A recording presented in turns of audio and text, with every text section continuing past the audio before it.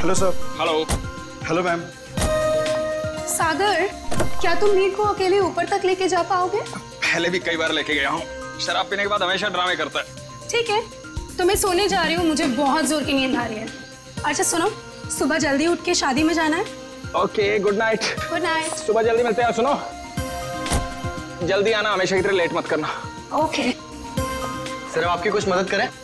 एक wheel chair ले आओ। व्हील चेयर की क्या जरूरत है सर, हम दोनों इन्हें ऊपर ले जाते हैं। आपका कमरा नंबर 303 है ना? जितना बोला उतना करो ना। माफ करें सर, अभी लाए।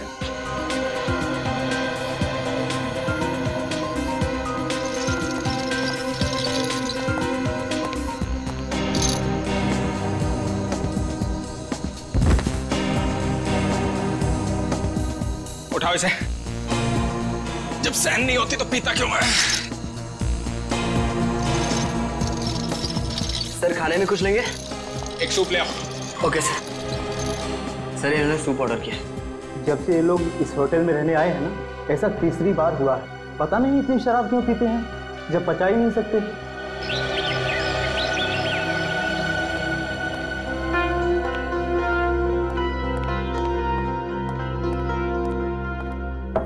अगर साहब, मीर साहब, सर रूम सर्विस।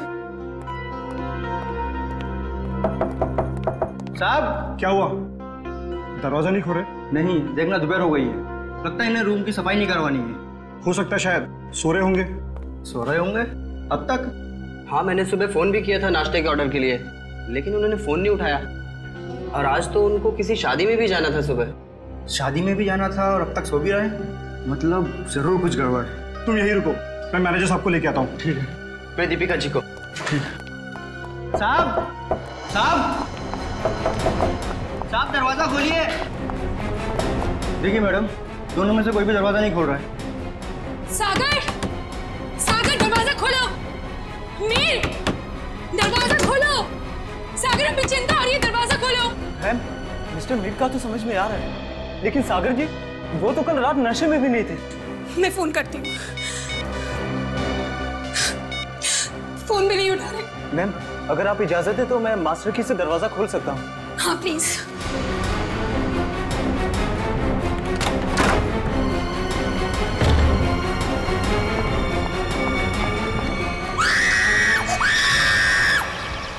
नील, तुम सोच भी नहीं सकते मैं इन छुट्टियों को लेकर कितनी उत्सुक हूँ।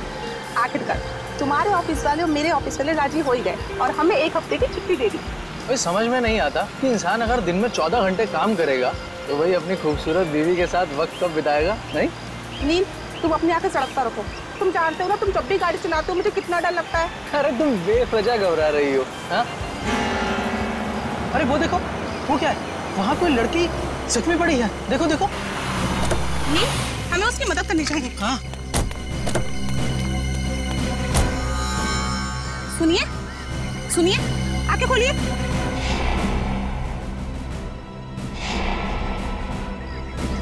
आप ठीक तो हैं? मैं पानी लेकर आता हूँ।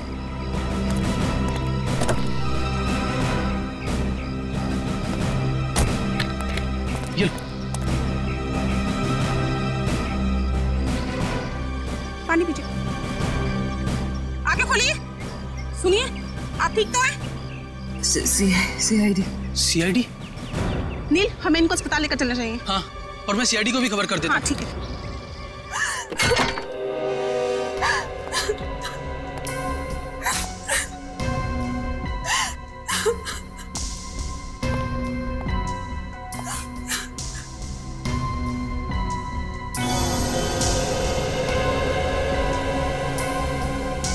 एसी भी ऑन है और खिड़की भी खुली है।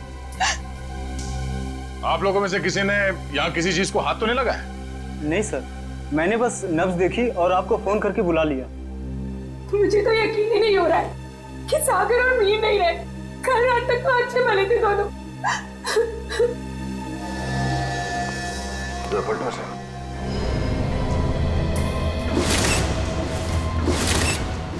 ये देखो फ्रेडी, मीर का खून गला घोट के किया गया है। हाँ सर, गले पे लाल निशान साफ साफ दिख रहा है। निशान देख के लगता है कि नायलॉन के रस्सी से गला घोटा गया इसका।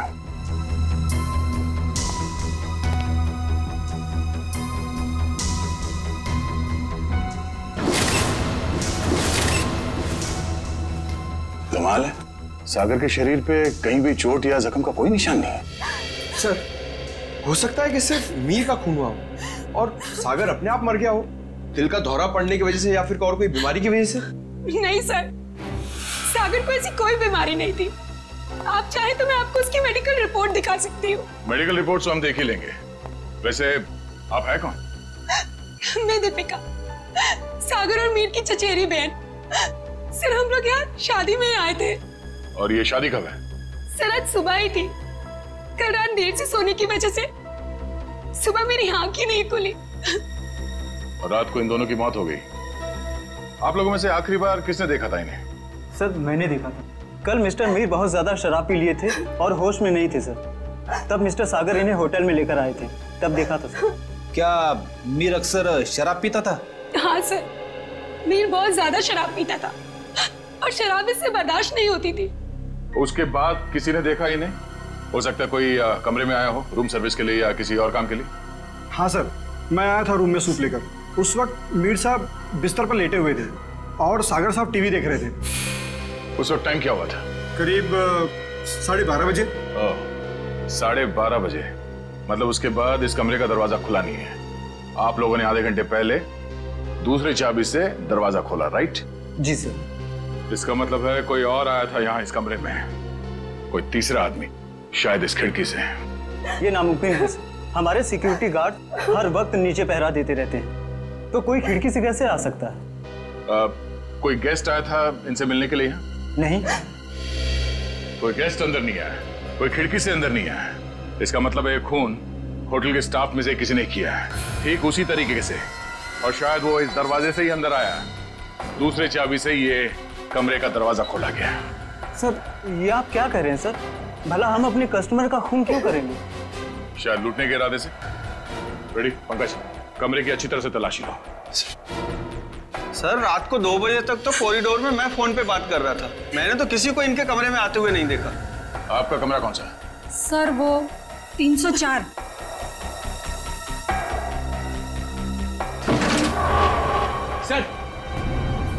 सर, इस ड्रॉर में पैसे मिले सर। पैसे? ओह, मतलब ये खून पैसों के लिए नहीं किया गया है। और कमरे की हालत भी एकदम दुरुस्त है, ऐसा लगता नहीं है कि कोई हाथापाई हुई यहाँ पे। हाँ सर, अगर कोई बाहर वाला आदमी होता तो अपनी जान बचाने के लिए इन्होंने हाथापाई तो की होती। इसका मतलब ये है कि जो कोई भी था वो जान पहचान वाला ही था। क्यों दीपिका जी? सर, आप मुझ पे शक कर रहे हैं? नहीं नहीं, मैं तो सिर्फ कह रहा हूँ कि इस कमरे के अंदर क्या हुआ किसी को नहीं मालूम, एक पहेली है। सर, मोबाइल फोन मिला है। सर, ये तो सागर का फोन है। सागर का फोन? और मीर का फोन मिला? नहीं। मीर का फोन? सर, पता नहीं कहाँ है। कोई बात नहीं, हम पता लगा लेंगे। बड़ी पंकज, आसपास दूसरे कमरों की भी तलाशी लो और यहाँ पे जितने उंगलियों के निशान मिलते हैं सब उठा लो।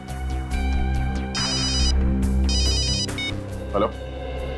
हाँ, क्या? कहाँ पे?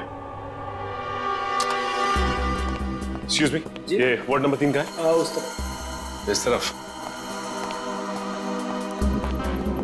आप लोग सीआईडी से हैं? जी हाँ, नील आप ही हैं? जी। आप ही ने हमारे सीनियर इंस्पेक्टर मिस्टर दया को फोन किया था। एक मरीज को हमारी जरूरत है। हाँ सर, वो एक लड़की है, वो मुझे और मेरी पत्नी को मरुआ रोड पे एक खाई के पास घायल अवस्था में मिली थी। घायल अवस्था में? जी हाँ सर, ऐसा लगता है जैसे किसी ने उन्हें जानबूझकर खाई में फेंक दिया था। उन्हें देख सकते हैं कहाँ है वो? हाँ आइए सर। प्लीज। रेखा, ये लोग सीआईडी से हैं। अच्छा ये बताइए कि इनके पास से आप लोगों को कुछ मिला क्या? जी सर, इनके पास से हमें ये लाइसेंस मिला है। और सर ये मोबाइल भी मिला है। अनीशा? सर हमने सोचा कि इनके घर वालों को फोन करके खबर कर दें, तो हमने इन्हीं के फोन से कुछ लोगों को फोन किया, लेकिन किसी ने भी फोन नहीं उठाया। किसी ने भी फोन नहीं उठाया? हाँ सर। दीपिका, सागर, मीर? अरे सर, ये तो वही लोग हैं।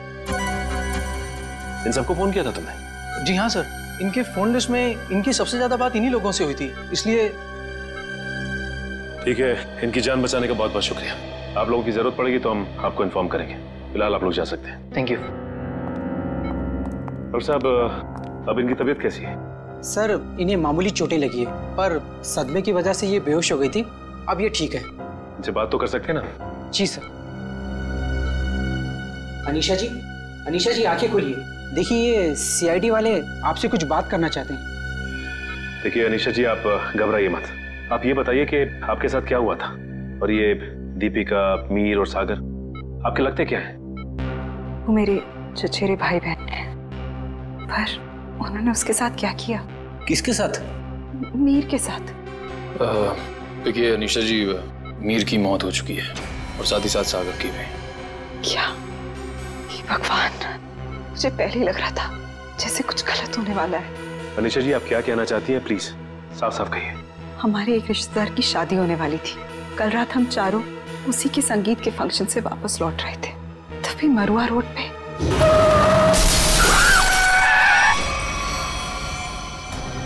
तुम दोनों ठीक तो हो ना? हाँ, हम ठीक हैं। घबराओ मत, ये हमारा ही प्लान था। क्या? चलो।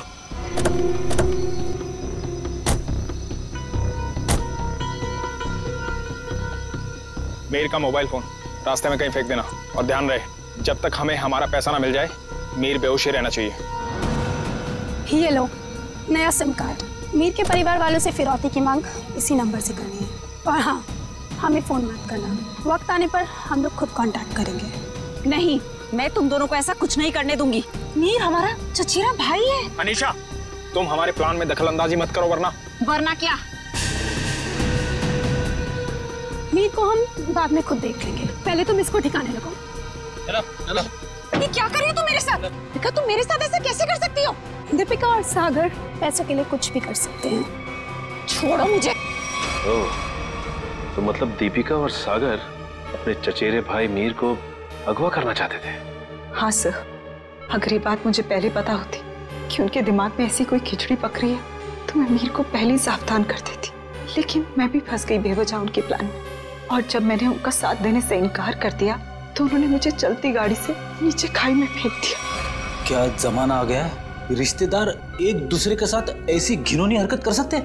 वो तो अच्छा हुआ वहाँ एक पेड़ की वजह से मैं खाई में नीचे गिरते गिरते बच गई, वरना मैं भी मीर के साथ मारी जाती। मगर सागर की मौत कैसे हुई? इसी का पता हम भी लगा रहे हैं। सर, लगता है दीपिका इस पूरे जुर्म में मिली हुई है। उसी ने होटल के कमरे में जाके दोनों को मार दिया। वही तो, तभी तो उसने हमें अनीशा जी के बारे में भी नहीं बताया। लेकिन वो मीर को मारेंगे क्यों? वो तो सिर्फ उससे पैसे चाहते थे। तभी तो वहां पे उन्होंने कुछ गुंडों को भी बुलाया था, जिससे कि मीर को पता ना चल पाए कि उसे अगवा किया किसने। हो सकता है सागर और दीपिका के बीच में पैसे के बंटवारे को लेके लड़ाई झगड़ा हो, और इसीलिए वो लोग अपने प्लान में कामयाब नहीं हो सके। हेलो पंकज, हमें शक है कि मीर और सागर के खून में दीपिका का हाथ है। एक काम करो, उसे जल्द से जल्द अरेस्ट कर लो। क्या दीपिका भाग गई? ठीक है। दीपिका होटल से भाग गई? हाँ फ्रेडी, दीपिका भाग गई। अनीशा जी, इस केस को सॉल्व करने में हमें आपकी मदद चाहिए। जरूर सर, मैं आपकी मदद करने के लिए तैयार हूँ। क्या बात है डॉक्टर साहब, बड़ी मेहनत हो रही है। आपकी डॉक्टर तारिका, वो तो चली गई छुट्टी लेकर के, और दो लाशों का बोझ मेरे कंधों पर। अरे सर, तारिका जी को थोड़ी ना मालूम था कि ऐसा केस आने वाला है, और वैसे भी उन्होंने पहले से आपसे छुट्टी ली थी और सारी टिकट वगैरह पहले से ही बुक हो चुकी थी। हाँ सर, अभिजीत ने खुद लाइन में लगकर टिकट की बुकिंग करवाई थी तारिका जी के लिए। हाँ है ना? अरे यार, ये राज की बात है तो सबके सामने। आसान के, अब तक तो तूने मेरे होनर ऑफिसर्स को बता ही दिया होगा कि मौत हुई कैसे। बस आपके ये होनहार ऑफिसर, इन्हें किसी और चीज से फुर्सत मिले तो लाश की बात करें ना। देखिए सर, हम लोग यहाँ सिर्फ लाश की बातें ही करने आए हैं। Oh, really? जी बताइए बताइए। बॉस, इस मीर की मौत हुई है गला दबाने की वजह से। किसी ने बहुत ही होशियारी के साथ इसकी जुगुलर वेन को दबा दिया और तोड़ दिया, और ये काम किसी एक्सपर्ट का है। वो अच्छी तरह से जानता है कि गले के कौन से हिस्से को दबाने से जल्दी से मौत हो जाएगी। मीर ने शराब भी पी रखी थी ना? शराब भी पी रखी थी, और मीर के खून में मुझे एक ड्रग मिली है, डोडीन नाम की ड्रग, जो इंसान को बहुत गहरी नींद में सुला देती है। जब इस मीर का खून हो रहा होगा ना, इसे पता भी नहीं चला होगा। ये मीर होटल जाने से पहले संगीत के फंक्शन में गया था, शायद वहीं किसी ने इसे ये ड्रग दी होगी। अरे मीर की मौत हुई कब? मीर की मौत हुई है लगभग 16 घंटे पहले। 16 घंटे पहले? मतलब जब सागर मीर को व्हील चेयर के ऊपर बिठाकर होटल के अंदर ले जा रहा था, तब तक ये मीर मर चुका था? बिल्कुल दया। इनफैक्ट सागर मीर को नहीं, मीर की लाश को कमरे में ले जा रहा था। तो फिर सागर की मौत कब हुई? सागर की मौत हुई है मीर की मौत के ठीक 12 घंटे के बाद, और सागर की बॉडी पर कहीं किसी किस्म की चोट के निशान नहीं है। तो फिर इसकी मौत हुई कैसे साळुंखे? इसकी मौत हुई है सफोकेशन की वजह से। किसी वजह से इसका दम घुट गया, ऑक्सीजन ने इसके फेफड़ों में जाना बंद कर दिया, और इसी वजह से सागर की मौत हो गई। पर सर, सागर का दम घुटा कैसे? ये पता लगाना भी बाकी है, लेकिन हाँ, फिलहाल मैं आप लोगों को एक बहुत अहम सुराग दे सकता हूँ। क्या? क्या सुराग? एक मिनट।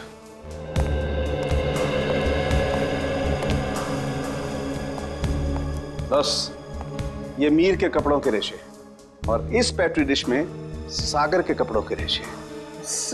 ये कैसा सुराग है डॉक्टर?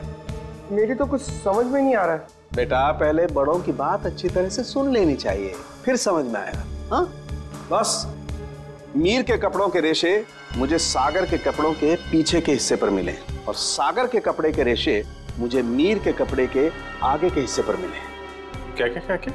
मीर की शर्ट के रेशे सागर की शर्ट की पीठ की तरफ, और सागर की शर्ट के रेशे मीर की शर्ट पे आगे की तरफ। आप हमें सुराग दे रहे हैं या हमारी उलझनों को और बड़ा कर रहे हैं? अभिजीत, हर बंद ताले को खुलने के बाद एक नए सुराग का दरवाजा खुलता है। फिलहाल इस ताले की चाबी ढूंढनी है। ये पता लगाना है कि इन दोनों के कपड़ों के रेशे एक दूसरे के कपड़ों पर आए तो आए कैसे। पता लगा लेंगे साळुंखे। जब तूने इतना सब पता लगा लिया है तो फिर इसके आगे का हम पता लगा ही लेंगे।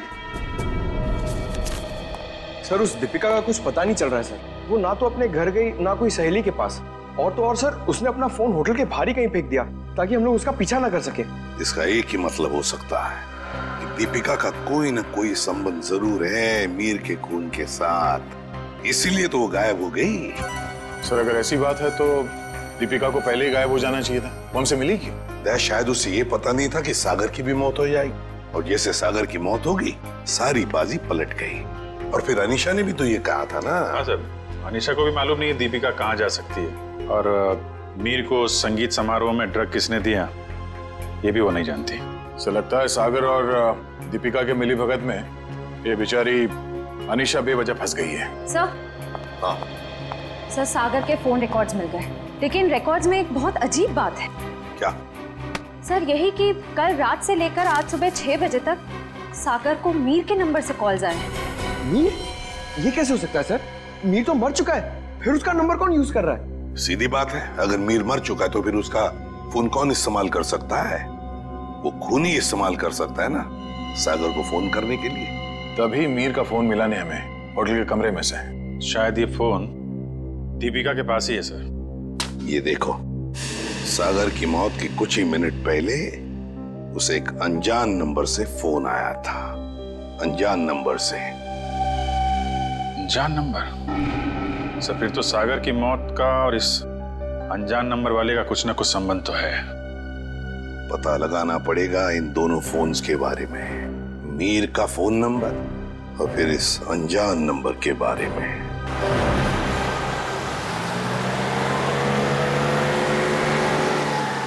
बस आप अपनी गाड़ी रोक दीजिए।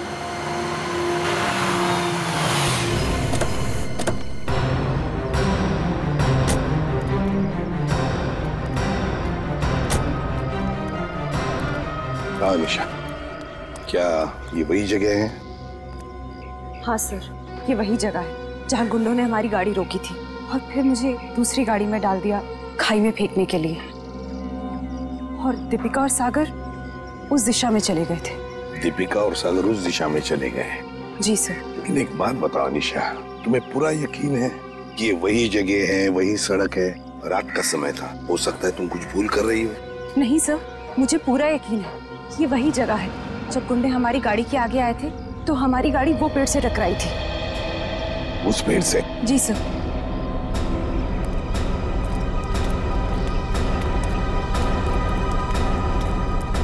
सर यहाँ पे गाड़ी के टायर के निशान भी हैं। हाँ, जैसे ब्रेक लगा है। और सर हाँ, यहाँ पे दूसरी गाड़ी भी थी, उसके टायर के भी निशान है यहाँ पे। हाँ, है तो सही, दूसरी गाड़ी के ही निशान है।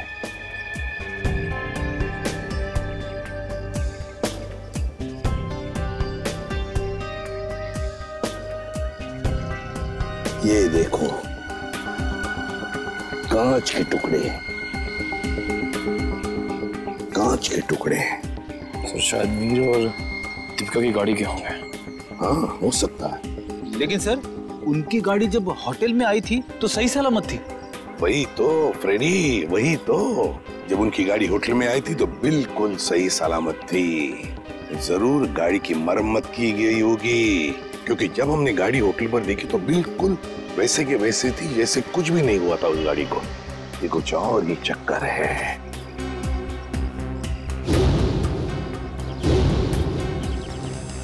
गोली?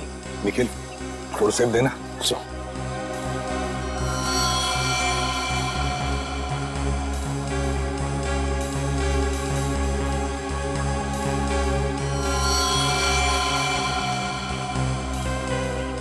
गोली चली है यहाँ पर। अनीशा, जब गुंडों के साथ मुठभेड़ हुई तब क्या किसी ने गोली चलाई थी या गोली चली थी?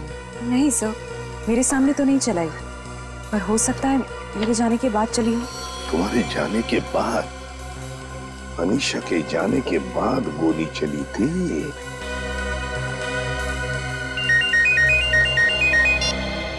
आद्या, अच्छा, सागर को मिहिर के फोन से जो फोन आया था वो कहां से आया था उसका पता चल गया है? हम जहां पर खड़े वहां से 15 किलोमीटर दूरी पर है, कोई ढाबा है। एक काम करो, डिटेल लोकेशन का एमएमएस भेज देना या एसएमएस भेज देना, ठीक है? Great work. सिस्टर, आप अनीशा को हॉस्पिटल ले जाना। निखिल, फोन करके दूसरी गाड़ी का इंतजाम करो। ढाबा।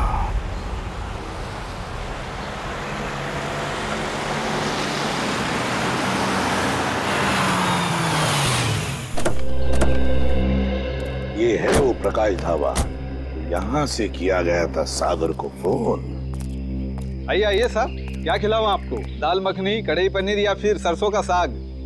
बस कर यार, और नाम मत लेना वरना मेरे चूहों में पेट दौड़ने लगेंगे। सॉरी सर, मेरे पेट में चूहे दौड़ने लगेंगे।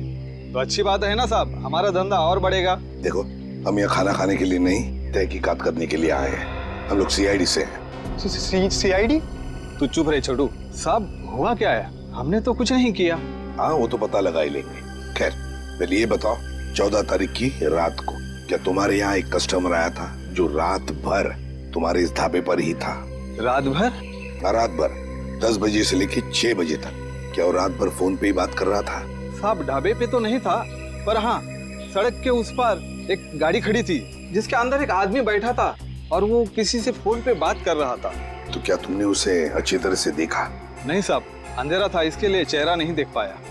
अच्छा, क्या वो अकेले गाड़ी में था या उसके साथ कोई और भी था?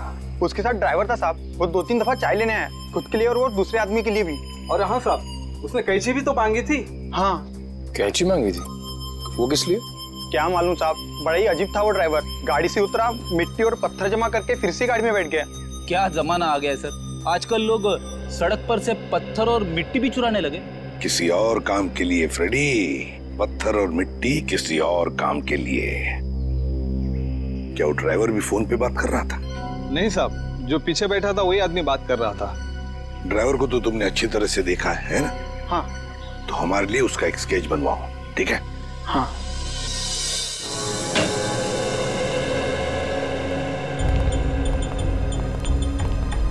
ये है वो उलझी हुई पहली डॉट साहब। मीर की लाश यहाँ पड़ी थी, सागर की वहाँ। मीर की मौत 7:30 बजे हुई थी और सागर की उसके 12 घंटे के बाद, है ना? और मीर की मौत की वजह है नायलॉन की रस्सी से गला दबाना, सागर की मौत की वजह है दम घुटना। पर अभिजीत कमरे में कोई तीसरा आदमी था नहीं, क्योंकि कमरे का दरवाजा अंदर से बंद था। सर इस केस में सबसे अजीब बात तो यह है कि सागर ने मीर की लाश के साथ 12 घंटे क्यों गुजारे? और सर मीर का खून सागर ने किया होता तो वो लाश को वापस होटल में लाने का खतरा क्यों उठाता? अक्सर खूनी खून करने के बाद लाश को किसी सुनसान जगह फेंक देता है। तुम दोनों के सवालों का जवाब इस चलते हुए एसी और इस खुली हुई खिड़की के बीच छुपा हुआ है जो दया को क्राइम सीन पे दिखा था। सर ये भी तो हो सकता है कि सागर का दम घुट रहा हो और उसने खिड़की खोल दी हो ताकि खुली हवा में सांस ले सके। नहीं सचिन, बात इतनी आसान नहीं है। मैंने बताया था ना आप लोगों को कि मुझे मीर की कमीज पर सागर की शर्ट के रेशे और सागर की शर्ट पर मीर की कमीज के रेशे मिले। दोनों की कमीजों पर एक दूसरे के कपड़े के रेशे हैं। Yes sir. सर ये दोनों की कमीज पे एक दूसरे का धागा मिलना, चलते हुए एसी के बाद भी खिड़की का खुला हुआ होना, ये एक ही बात की तरफ इशारा कर रहा है। और वो क्या है? कि सागर ने मीर की लाश को दोबारा यहाँ लाने का खतरा इसलिए उठाया ताकि वो मीर की मौत को हादसा या फिर खुदकुशी का रूप दे सके। यानी सर सागर ने पहले लाश को उठाया और फिर खिड़की से बाहर फेंकने की कोशिश की। एग्जैक्टली। उसने सोचा होगा कि सबसे कह दूंगा कि शराब के नशे में मीर खिड़की के नीचे गिर गया, लेकिन इसके पहले कि वो अपने प्लान में कामयाब हो पाता उसकी मौत हो। हाँ सर, ये गुत्थी आधी तो सुलझ गई, लेकिन एक बात समझ में नहीं आ रही कि इस कमरे में सागर और मीर के अलावा कोई भी नहीं था, तो फिर सागर की मौत अचानक कैसे हुई? सचिन, उसकी मौत का राज उस अनजान फोन कॉल में छुपा हुआ है जो उसे सुबह सुबह आया था। हाँ पंकज, अनजान कॉल का पता चल चुका है कहां से की गई थी? Very good. कौन सी जगह? झूला tower. Okay okay okay okay, thank you very much Pankaj, thank you जी। झूला टावर तो वो रही बिल्कुल सामने, जो अभी तक पूरी बनी भी नहीं है। या डॉक्टर साहब, सर आप यहाँ देखिए, तब तक हम लोग झूला टावर का चक्कर मार के आते हैं, देखते हैं वहां पे क्या हुआ था।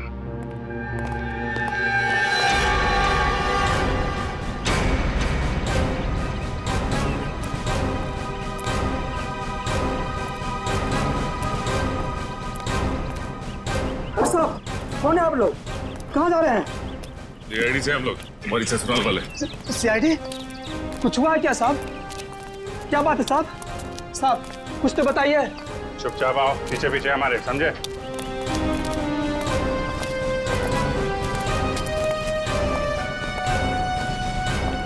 ये देखो, यहाँ से कमरा नंबर 303 बिल्कुल साफ साफ दिख रहा है। जरूर उस आदमी ने सागर को यहीं से फोन किया होगा। परसों रात तुम ही ड्यूटी पे थे यहाँ पे? हाँ साहब, मैं तो हर रात यहाँ ड्यूटी पर ही रहता हूँ। तो जरा ठीक से याद करके बताओ, परसों रात यहाँ पे कोई अजनबी आया था इस बिल्डिंग में? साहब कुछ कॉलेज के बच्चे थे, कह रहे थे किसी पिक्चर की शूटिंग करनी है। पिक्चर की शूटिंग? कौन सी पिक्चर, क्या बताया उन लोगों ने?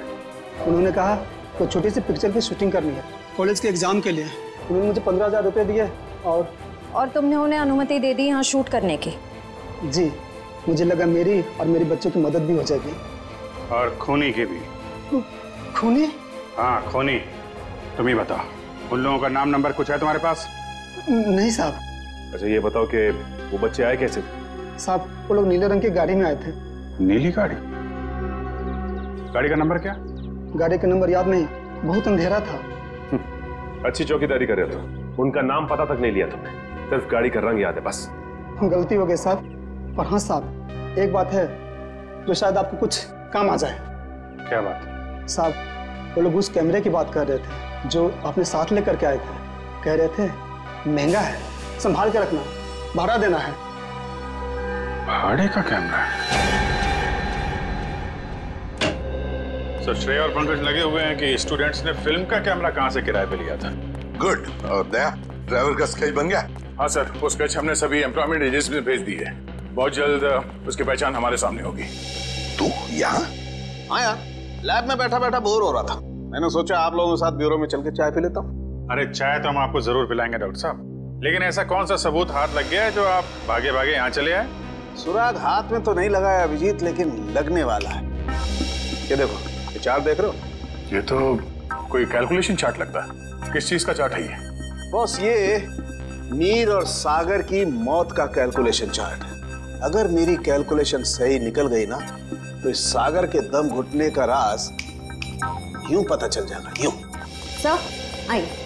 सर ये मिस्टर सोहन है। उन कॉलेज स्टूडेंट्स को कैमरा किराए पे इन्होंने ही दिया था। कौन से कॉलेज के स्टूडेंट्स थे वो? Sir QR institute of medical science and research centre. ये मेडिकल कॉलेज के बच्चों को फिल्म मेकिंग में कहाँ से इंटरेस्ट होने लगा? कितने लोग आए थे? सर 4 स्टूडेंट्स थे। 4 लोग? तो उनमें से किसी ने तो अपना नाम बताया होगा। हाँ सर, एक लड़के ने अपना नाम और नंबर दिया था। क्या नाम है उसका? सुनील। सर नंबर बंद आ रहा है उसका, रास्ते भर ट्राई कर रहा था मैं। जरूर इस मेडिकल स्टूडेंट में से कोई है जो इन दोनों पर नजर रख रहा था, मीर और सागर पर। हाँ सर, और सुबह जिस प्राइवेट नंबर से सागर को फोन आया था वो भी इनमें से किसी ने किया होगा। बस इस मेडिकल कॉलेज में जाकर इन स्टूडेंट्स से मिलो, जरूर कोई ना कोई सुराग तो मिलेगा ही मिलेगा। हेलो, ड्राइवर का पता चल गया? कहाँ रहता है वो?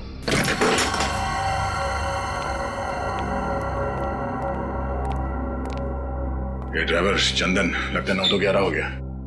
तो ढूंढो।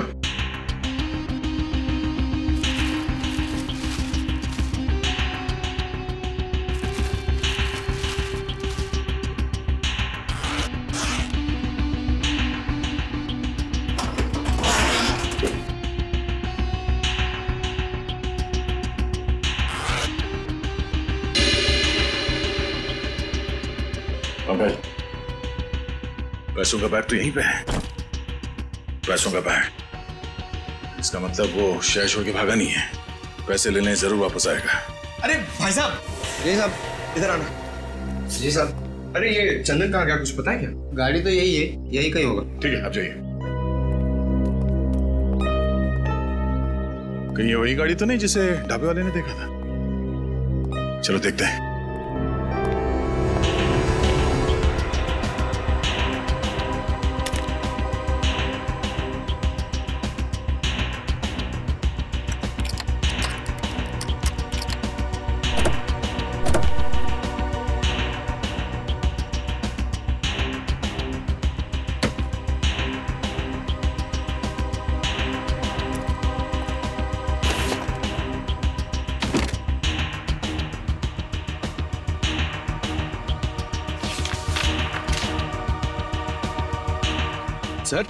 सर ये गाड़ी दीपिका की है, ये देखिए पेपर। दीपिका की गाड़ी? और ये देखो, पत्थर पे सूखा हुआ खून। शायद ये वही कंकड़ पत्थर है जिन्हें ड्राइवर ढाबे के पास इकट्ठा कर रहा था।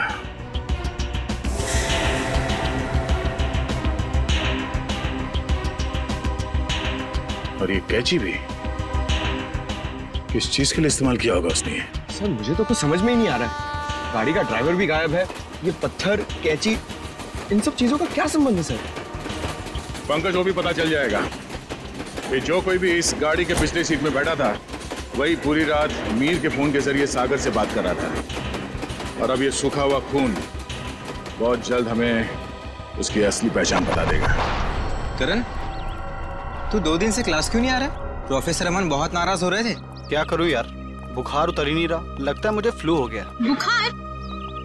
इसका माथा तो बिल्कुल ठंडा है। सर, तुम चारों ने अपने आप को बहुत बड़ी मुसीबत में डाल लिया है। कैसी मुसीबत सर? का जवाब मैं नहीं, CID देगी। CID? बिरजू, आप सब लोग यहाँ?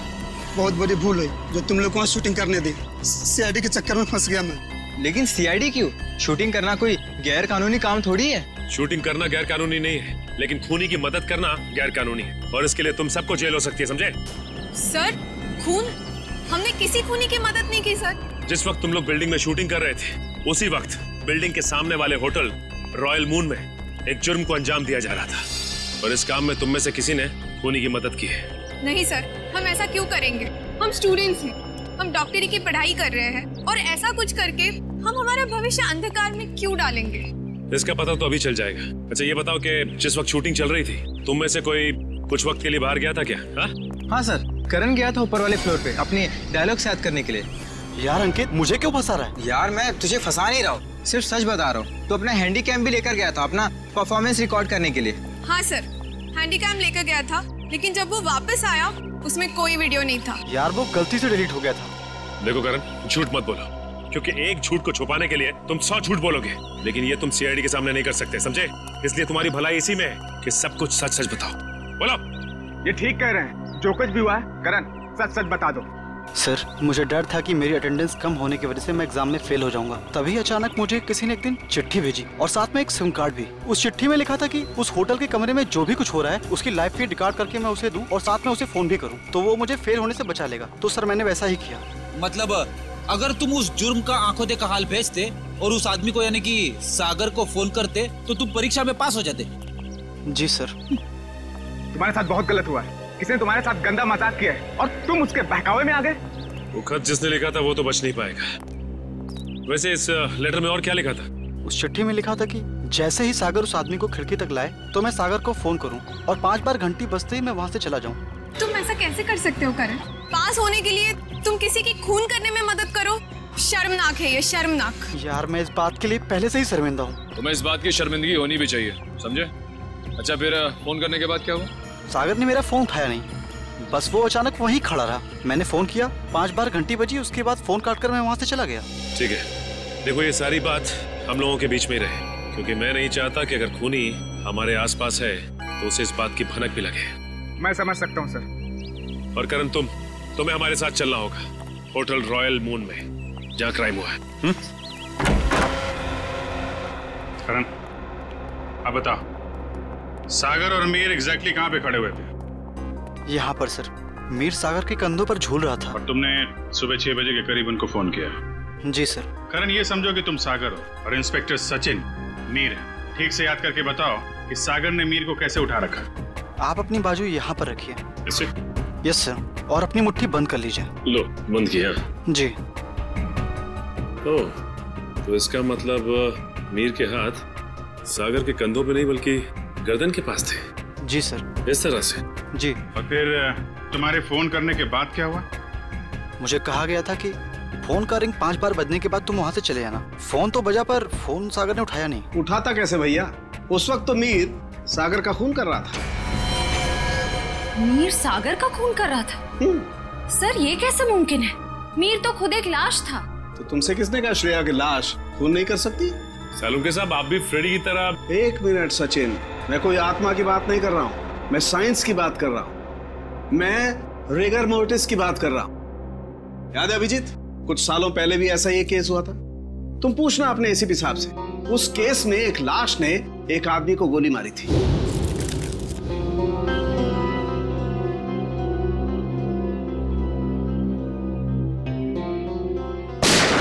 मैं भी यही सोचा था डॉक्टर साहब। अब इसे संयोग कहिए या बुरे काम का बुरा नतीजा, जिस वक्त सागर मीर की लाश को नीचे फेंकने वाला था, रिगर मोर्टिस सेट हो रहा था। उसने सागर के गर्दन को जकड़ा और दम घुटने की वजह से सागर की मौत हो गई। एग्जैक्टली हुआ कुछ ऐसा होगा, सागर कमरे में आया और किसी के फोन का इंतजार करने लगा, जो उसे बताने वाला था कि उसे एग्जैक्टली करना क्या है। फोन आने के बाद सागर ने मीर को बिस्तर से उठाया और उसे खिड़की की तरफ लेके गया ताकि मीर को हत्या या आत्महत्या बनाया जा सके। लेकिन एक बात है अभिजीत, मुझे नहीं लगता है कि ये कोई संयोग था या कोई बुरे काम का बुरा नतीजा था, बल्कि मुझे लगता है सागर को फोन ठीक उसी वक्त जानबूझकर किया गया जब मीर के हाथों में राइगर मोर्टिस सेट हो रहा हो और मीर का हाथ सागर की गर्दन दबा सके। आपकी बात में दम है सरों के सर, वरना सागर के पास तो पूरी रात थी इस जुर्म को अंजाम देने के लिए। उसने सुबह तक इंतजार किया ही क्यों? क्योंकि वो चाहता था कि मीर के साथ साथ सागर का भी टिकट कट जाए और उस तक पहुंचने के सारे रास्ते बंद हो जाएं, कानून उस तक पहुंच ही ना पाए। मगर सालुंके साहब, खूनी ना तो यहाँ पे था और ना ही खूनी उस बिल्डिंग में था, तो फिर खूनी को ये कैसे पता चला कि मीर का शरीर कब पकड़ने वाला है और सागर उसे कब उठाने वाला है? करण के फोन के जरिए। मगर सर सागर ने मेरा फोन तो उठाया ही नहीं। 5 बार रिंग बजी और मैं वहां से भाग गया। मैं भी बताता हूँ। श्रेया जरा सागर के फोन पे कॉल करना। सर।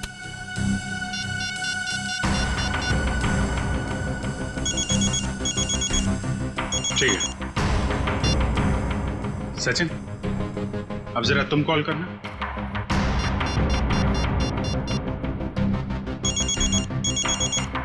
ठीक है करण, अब तुम अपने फोन से सागर को कॉल करो।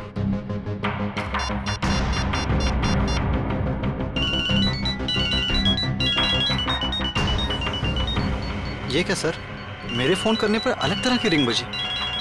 जी हाँ, बिल्कुल अलग तरीके की रिंग। एक ऐसी रिंग जिसने सागर को सम्मोहित कर दिया, हिप्नोटाइज। तभी तो वो तुम्हारा फोन नहीं उठा पाया। सर, इतनी बड़ी साजिश?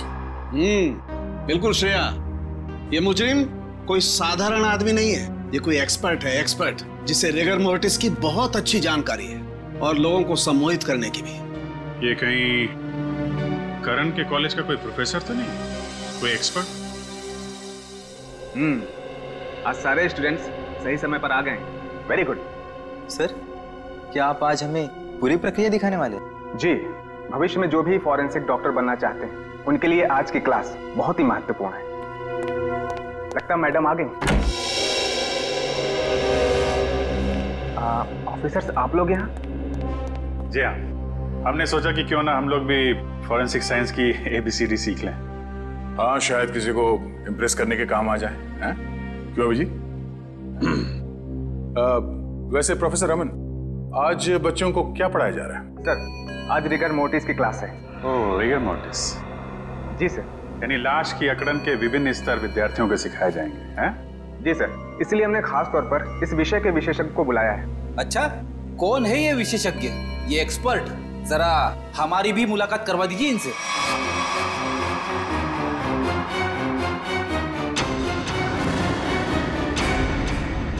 अरे फ्रेडी, विशेषज्ञ को नहीं पहचाना तुमने? हैं? प्रोफेसर अनीशा, जरा इनका खिला खिला चेहरा देखिए। ऐसी मुस्कान है इनके चेहरे पे जैसे मुजरिमों को तब होती है जब उन्हें गलतफहमी हो जाती है कि वो CID से बच गया। क्यों? ये कैसी बातें कर रहे हैं आप? वैसे खून की प्लानिंग तो वाकई बहुत सोच समझ के की थी आपने, मगर एक गलती कर दी, CID को हल्के में आंक लिया। क्या बकवास कर रहे हैं आप लोग? मैंने कोई खून नहीं किया है, मैं तो खुद घायल हूँ। उन्होंने मुझे खाई में फेंक दिया था। क्या भूल गए हैं आप लोग? हम कुछ नहीं भूले, शायद आपकी याददाश्त कमजोर है।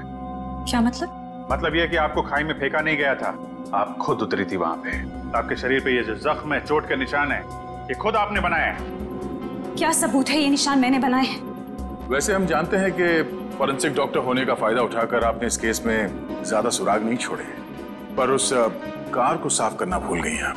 पत्थर पे जो खून मिला है और कैंची पे जो उंगलियों के निशान है वो आपके हैं अनीशा जी। हमारे पास काफी सबूत हैं आपको अदालत में खूनी साबित करने के लिए। बाहर जाने के सभी दरवाजे बंद हो चुके हैं अमीशा जी, अब सिर्फ जेल का दरवाजा आपका इंतजार कर रहा है।